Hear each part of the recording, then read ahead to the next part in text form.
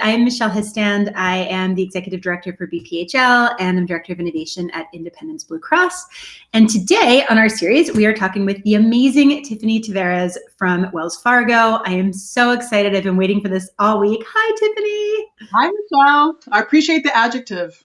I love it. Awesome. Yeah. Okay. Well, you're amazing. I'm psyched. I was actually going to wear a shirt that said phenomenal woman to honor you, but then I realized it would be in mirror writing. So I thought that would be not good. So I'm really glad you're here. So you are Vice President of Community Relations at Wells Fargo. Tell us what that's all about. What do you do in that role? Yeah, no. So first of all, thanks so much for having me. I know the BPHL team is really awesome, and I'm thrilled to be part of this really exciting series. I've had a number of friends participate as well. So in my role at Wells Fargo as Vice President of Community Relations, I get to work with a really thoughtful, incredible team. All of us actually help manage the foundation, specifically with philanthropic giving to 501(c)(3)s, nonprofit organizations in the Northeast area. For myself, I help oversee Greater Philadelphia, Central Pennsylvania, and Greater Pittsburgh, as well as our CSR and volunteer engagement programs for our really great team members. That is so awesome. Wow. I think some of your team members are watching. Hi, guys. They're saying we're here. They're amazing. I love them. I mean, shout out to all my Wells Fargo peeps. That's awesome. I'm sure you miss them. I am really missing my team right now. So I'm sure you guys are missing each other. It's hard. This is a strong word, Michelle. No, I'm just kidding. I love them. I'm just kidding. I am just kidding. So tell us about Wells Fargo and what's happening in this crazy time. Have you all employed any innovations to keep the business going and to do your work in the community that you're doing? Yeah, no, this is a very timely question. So I've spoken to a lot of different friends and colleagues, and I've been sharing the same sentiment, which is, as unfortunate as this time is, it's been extremely eye-opening, definitely a learning opportunity for me to work for an essential business, right, during this crisis. We are a bank, we are a financial institution, and when things happen, people want to know what's happening with my money, what's happening with my organization, with my employees, et cetera. And so there are a couple of things. We have about 260,000 employees across the country, and luckily 180,000 of us have the opportunity and privilege to work from home, myself obviously included, which we're really grateful for. But to be honest, I still have a number of friends and colleagues that have to go to the bank every day. We obviously employ our clients and our customers to utilize all of our online banking tools. There's a whole plethora of them that are available 24/7. Our drive-throughs are open. You can make an appointment and still see someone in person. And I would say the one really amazing thing in terms of innovation and how to deal even not just with our customers and clients, but just our employees, right? Our employees are just as in need of a lot of resources as a number of other people. And one of those pieces I would say is our telehealth program. Which is really great when employees need, whether it be physical or mental wellness, visit with a doctor, they can do that virtually. There's an internal resource we can do that. And I think that that's really great because as much as we need to take care of other people, we also need to remember to take care of ourselves. Yeah. Well, first of all, we really appreciate you all being out at the banks and in the places where we need you. People do worry about their money and they worry about toilet paper at a time like this, apparently. So it's really important that you guys are out, and we really, really appreciate the essential workers. None of us would be able to get through this without it. So thank you for that. No, thank you. I mean, shout out to, everybody. Our lights are still working, internet going, gas flowing. That requires a lot of people in addition to our awesome, medical frontline workers. So shout out to everyone that has to be out there and helping even make this right now internet world happen for you and I to talk. So it's amazing technology. It's amazing. Well, you talked about employees, and which I really appreciate. We at Independence, we've been spending a lot of time thinking about how to empower our workforce and our employees and what they need, because you have to take care of them, right? That's how you keep business going, and that's how we all stay in this together. So how do you empower employees to stay creative during a time like this? And how do you get people to stay positive? Yeah, no, that's a great question. I'll be honest. I think that though this is an unprecedented time, I would say, generally speaking, our team members were pretty resilient prior to this, and I think that they're going to be resilient, during this. Many of them, just like everyone else out there, has a number of family members, neighbors, et cetera, that they are relied upon for help, whether it be financially, whether it be emotionally, physically, obviously. And so I think that, to be honest, I really haven't had too many conversations with a number of friends and colleagues where they require any inspiration. So far, everyone has been good. I know, even for myself included. And I think I've been home, I want to say, since March 17th or 18th. And I'm going to be honest, it's going to take way more than a little over a month to break Tiffany Tavarez. And I know that goes the same for a number of Wells Fargo team members. And it's going to take a lot more. But more importantly, when they do need help, they know how to reach out. So I don't think it's a matter of what keeps them going. I think it's just more of, do they have the awareness to recognize that they need something to do so?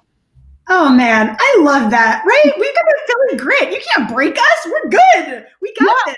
I mean, honestly, I remember it was about 5 or 6 days in, I started to get these messages and texts like, how are you holding up? I'm like, girl, it hasn't even been a week. Like, calm down. Like, keep it together. You're the one that's always posting these positive things. Like, let's slowly roll here. I'm good. I'm okay. Yeah, we're good. We can do this. We'll be all right. Listen, I'm a tough cookie. That hasn't changed. So do you think this will change, or how do you think this will change the way businesses work going forward, given the situation we're in right now? Do you think we're going to see any big changes coming out of it?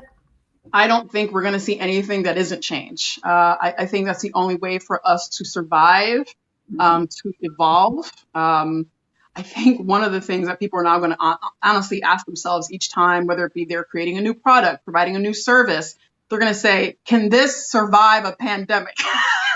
I mean, honestly, it has to go like, can you breathe in this shirt? Does this shirt look good on me? Can this shirt survive through a pandemic? I mean, that's always going to be, I feel like, on the list of criteria of, is it sustainable? Does it help me thrive? Does it help me survive?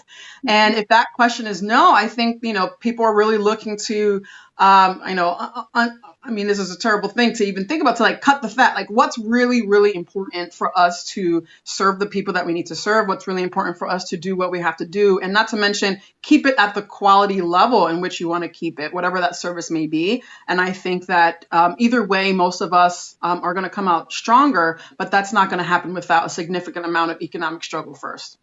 Yeah, no, I think you're right. And I like you said, kind of really understanding what's important right now. And I think everyone's doing that professionally and personally, right? I think people are realizing like, man, I had this routine every day where I would run. And like, this is kind of decent. It's okay to not run every minute, right? And take that time. And so do you think there's a connection between us being a little bit isolated right now and creativity, or what do you think that connection is? Yeah, so great question. With myself personally, as someone that is a big supporter of the arts, and myself as an artist and as a creative, if you tell any artist or creative person, hey, you have to isolate, they're going to be like, I was born ready for this, right? I think that there's a direct tie between isolation and creativity. If anything, the reason I think I see people struggle, for those who have the luxury to obviously be home right now, is that a lot of them have never learned effectively how to be alone, and what that means. A lot of grown adults have reached out to say, hey, do you have any suggestions? I don't have a hobby. And I found that to be fascinating, in that, you went through adulthood to not ever figure out what is it that you like to do. And that's a problem. That means you go to work every day, you take care of people, you kind of go down your list of tasks without ever knowing, okay, if I had to do this for myself, what would that look like? And granted, this is not obviously an ideal situation in which you want people to have that luxury and that opportunity to take advantage of it. But at the same time, it's best that they do it now, because who knows when they're going to be able to ever stop and pause for such an extended period of time without that pressure. And, this is an opportunity to get to know themselves as much as it is to get to know their friends and family again. It is. I love that. I have no problem being alone. I am in a house with 3 kids and a husband and a dog and 2 cats. Girl, I wish I was alone. Please find me somewhere to be alone. No, myself, like, I'm happy to be alone. Ditto. So yeah, no, for me, it's the same thing. I think that people were really used to seeing me, obviously, be out and about all the time. And that's, definitely part, not just integral to my job, but just also personally how I want to manage relationships. But, if you tell, Tiffany, hey, you have to be home and, get out your finest sweatpant attire and get it together, I'm thrilled to do it. I actually probably underestimated how much I needed the break of not necessarily moving around because I'm definitely still working, but just that physicality of trying to keep up with the schedule. And it's been really, really good for me. My only thing is I'm thinking about how many people are not able to do that. And I always wonder how are they going to be able to recover from this? And will they ever have the opportunity to? Yeah. No, and that's a really good point. I think I've been staying grateful every day that I can work from home and that my team can work from home. And we've been really fortunate, but there are so many who aren't, and that's really challenging. You mentioned hobbies. So we had a question from the audience, and I want to know, tell us what you're watching or reading or listening to. What are you doing in your free time? Oh my goodness. So there are a couple things. I was mentioning to Michelle right before we just started this that I have been in my new home less than a year. So I know this sounds very boring to some people, but I am really loving unpacking the last of my boxes. I feel very victorious. I've been getting my home office together, doing a lot of projects around the house, and really making my house feel like a home, which has been really just fulfilling for me. This is the first home I've ever purchased, and I'm the first person in my family to purchase a home. So to be able to do that and feel like, wow, I really love the space that I've created for myself is something I'm really proud of. I've been doing a lot of reading. I urge everyone to support, your local small business. I recently purchased some books from Harriet's bookshop over near like Second and Girard. And one of my favorites is Angela Davis's Women, Race, and Class book that I just finished rereading. We Are All Feminists. I mean, there's so many really great books out there. So I know I've been enjoying that in addition to me acting like I'm a home project aficionado over here. I'm so not. But yeah, those are the two things that come to mind. I love that. I love to decorate and redecorate. So I have repainted already one room in my house, and I have dreams of doing more. I also tried the self-stick wallpaper. It did not go well. So for those who are interested, I don't know, it didn't work out for me, but maybe you'll be better than I am.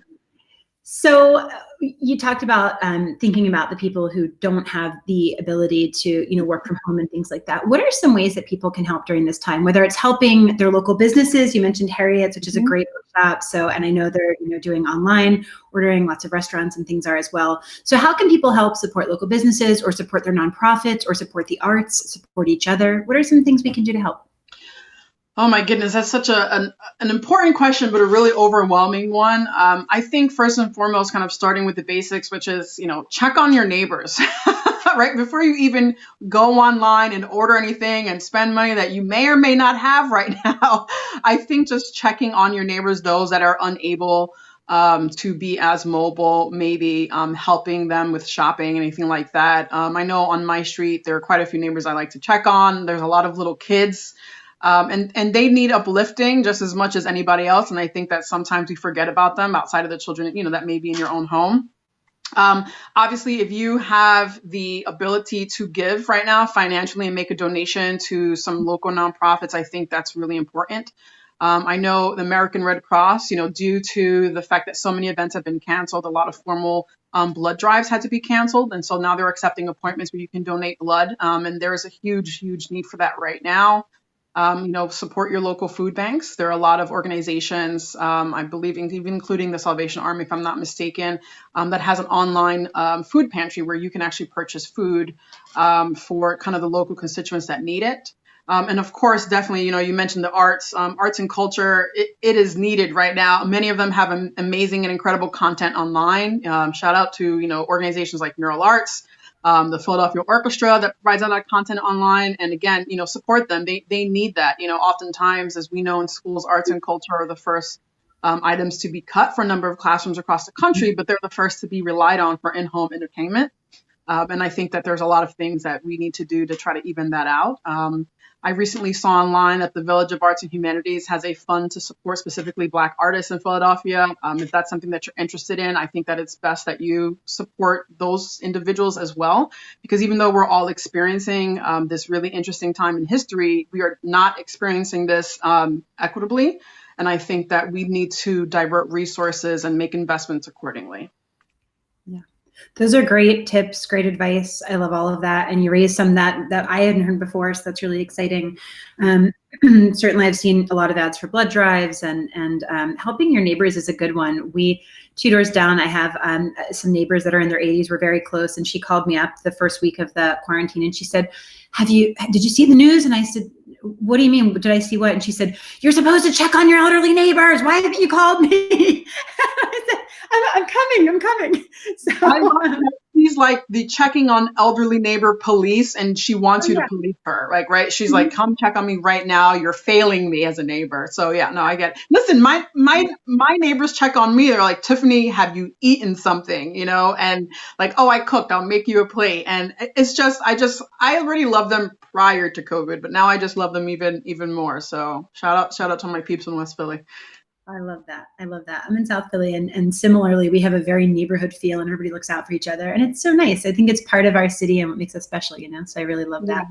I'm actually curious to hear, after all this, how many people have spoken to their neighbors for the first time. I know that there are a lot of people that don't engage with their neighbors ever, and I think that if there was ever a time to, I would suggest trying to talk to them now.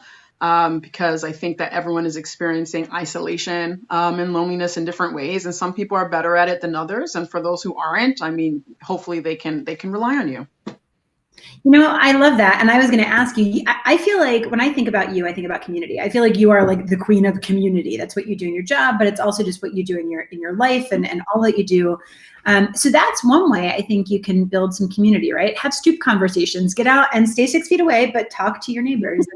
Like a stoop party. What else? What are other ways you've seen to build kind of virtual community during this time? Any other suggestions or ideas? Yeah. So anytime, to be honest, so another shout out I want to give to all the parents taking care of children at home, especially little ones. I have a plethora of friends who are now going to put like homeschool teacher on their resume, right? And I'm like, don't do it. It's a real emotional struggle for a lot of parents, and kudos to them. And so for those friends who I know, for instance, in that particular category, at least, again, that have the ability to be home, when I learn of different resources online that families and youth can take advantage of, I've put them together in an email and said, hey, I know you don't have time to do a bunch of searching online because you're dealing with 3 or 4 children in your home and trying to deal with one that's screaming and one that's doing some online assignment. And say, hey, I've done the research and I've put this together for you. Check it out. When there's a really interesting, podcast, I serve as chair of the advisory board for Monument Lab, and, their podcast series is incredible. So for all of my artist friends, I'll send them the podcast, say, hey, check this out and listen to it, because I think that sometimes what ends up happening, isolation, could happen, I should say, is a bit of laziness, right? There isn't an incentive to be as proactive, to get stimulated the way that you want. You kind of default to things that you're used to.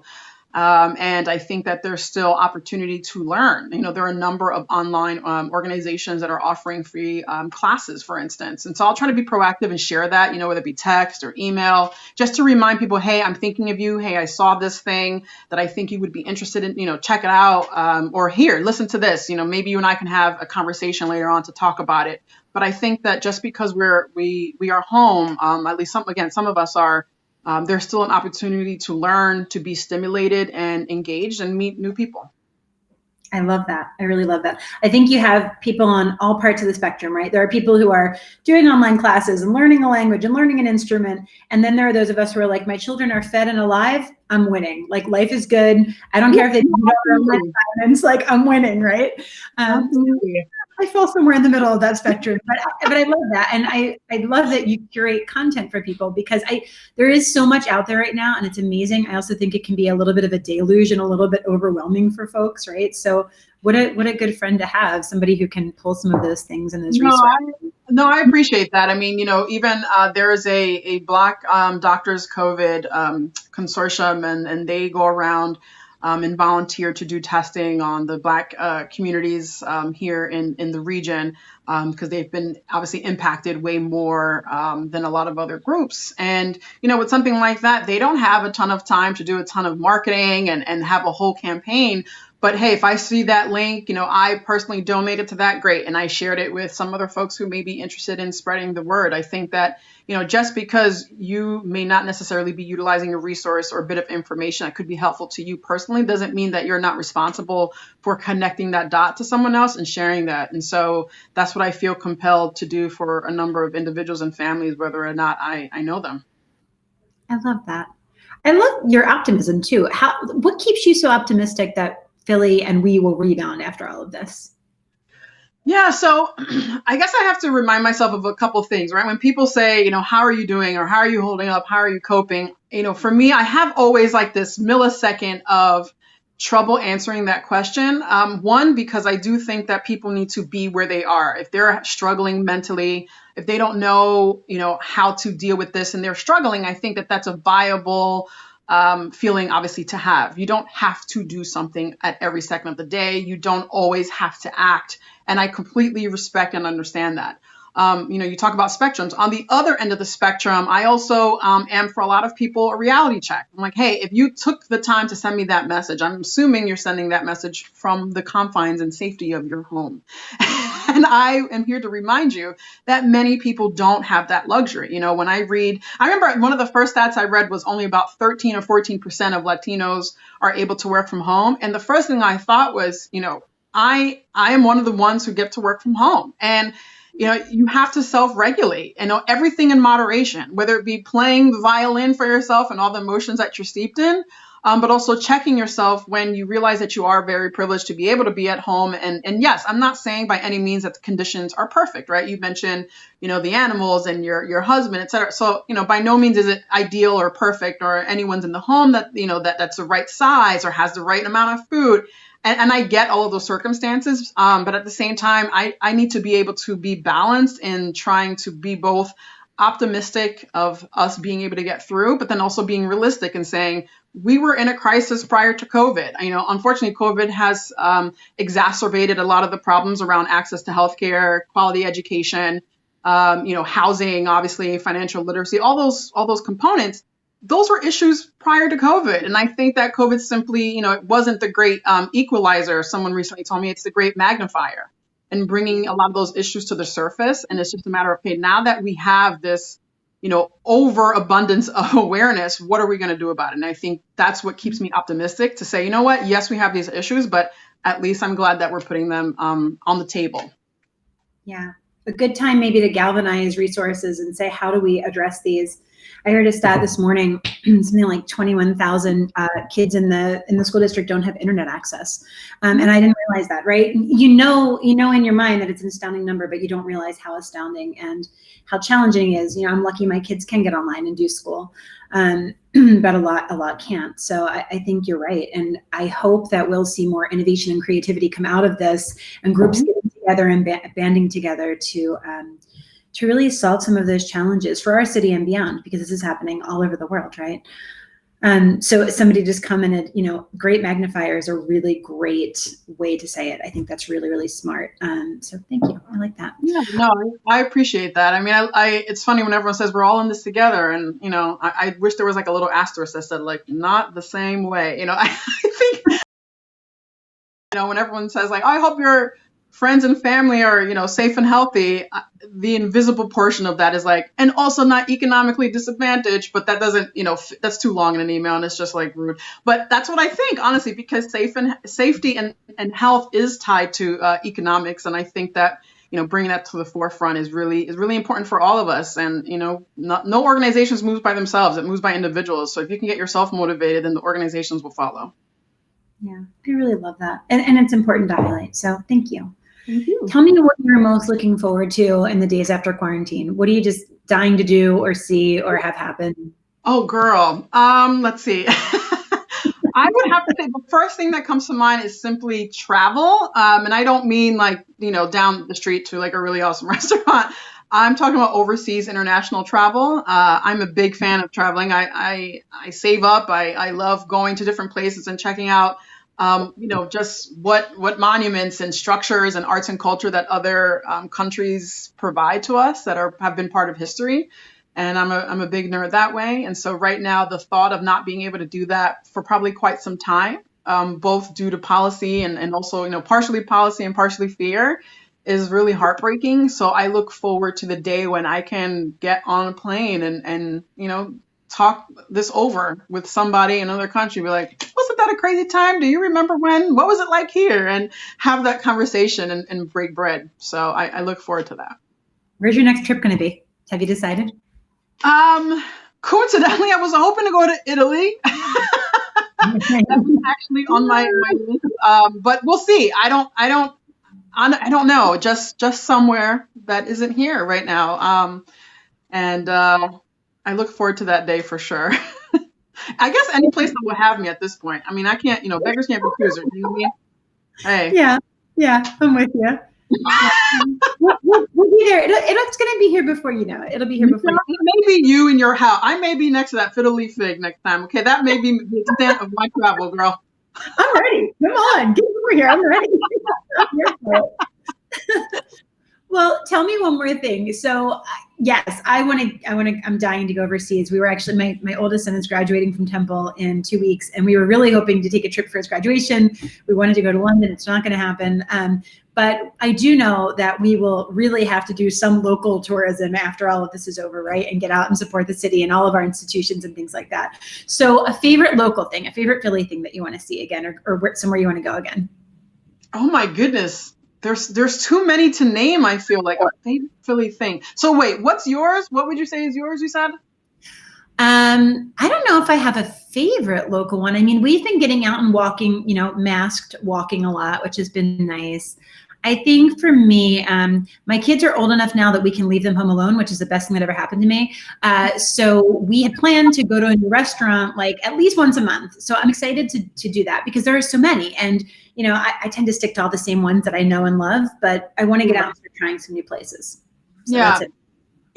This is going to be probably like a cop-out. I'm actually really looking forward to the people in those places that I really love to go to. I have, my favorite folks that work at some of the different like Garces restaurants or Star restaurants and small local shops that I've gone to. And I think of like, Marsh and Main and South Philly. And so don't get me wrong, I love all those places, but it's the people that work there that I really want to see and ask how they're doing. That's what I'm looking forward to. I mean, even to be honest, I'm looking forward to going to my office, believe it or not. There's so many awesome people, the people that work security, the people that clean the building. I mean, I love those guys. Even the people that work at that branch that's right there on Broad and Sansom, that's where my office is. And I hate the fact that I can't, number one, go there and say hi and check on them. Yes, obviously there's, phone and email, but I think, being able to, give them an air hug from 6 feet, 7 feet away, it would mean a lot. So I look forward to the places, but those places are only my favorite because of the people that occupy them. I love that. I feel the same way. I said to my team, gosh, it's a really good sign that we all want to go back to work, right? We all want to get back to the office. And 2 team members walked past my house, one to pick up books and one to drop something off. And we stayed 6 feet away, but I almost burst into tears. So I was like, I just want to see you. I just want to hug you. Right? It's such a good sign. It means you're surrounded by really good people. And that's so important. No, absolutely. Yeah, no, I that's got to happen because my dog is sick of me already. Yeah, I mean, I think the first few days he was like, yay, you're home all the time. And now he's like, so are my noisy toys always going to be a problem when you're on the phone? Or like, this is an oppressive household. I need you to get back to your place of employment now. Yeah, that's great. There was just an article, one written by dogs and one written by cats, and talking about like, what is happening here? We're going to need you to go back. So your guy is feeling it. Yeah. Yeah. He's like, why are you here all day? Not giving me belly rubs all day, feeding me all day. Like, what is this? I didn't sign up for this regime. Oh man. I am so thrilled. We're just about out of time. But I'm so thrilled to have you today. You are a community connector, content curator, artist and decorator, home decorator now. Maybe we'll see you on HGTV following this. I hope so. Anything else you want to share with the group before we sign off? Yeah, a couple of things. One would be, if you haven't filled out your census, please remember to do so. It's super important. Secondly, if you are a resident of the state of Pennsylvania, I believe the primary elections changed to June 2nd, and you need to register by May 18th. So it's really important that everyone vote. If there is no example better than right now, what's happening to really make sure that we have the right people in place to advocate for you in your community, no matter what you look like at all times. This is the time to act. So those are my two little, my own little commercials. And then the other thing would just be to be kind to yourself. If you don't speak with kindness to yourself, I don't believe that you are able to share that and do that with others. So practice whatever it is that you've been preaching prior to COVID, and this is your time to get it right. Those are awesome. Love those PSAs. Guys, now's the time. You have to vote. And yes, do the census. You're home. You have time. So Tiffany Tavarez, thank you so much. I can't wait till we can go have a coffee somewhere. But until then, enjoy the house, enjoy the decorating, enjoy the virtual connecting. We'll talk to you soon. Thank you so much for having me. And shout out to Dan for including me in this lovely, awesome roster. I look forward to next time we can connect. Thanks. See ya. Thank you. Bye.